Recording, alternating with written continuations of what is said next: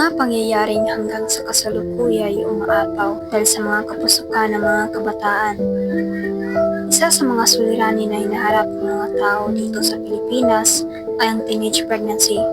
Nangyayari ito kung saan may mga batang 11 pataas ang pumapasok sa isang relasyon.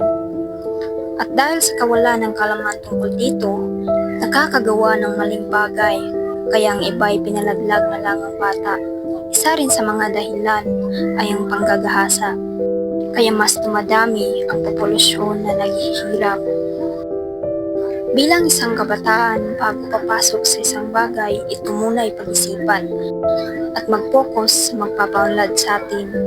Huwag puro sundin ang nilalaman ng puso dahil ito lamang ay tukso ng damdamin. Bago pa mahuli ang lahat,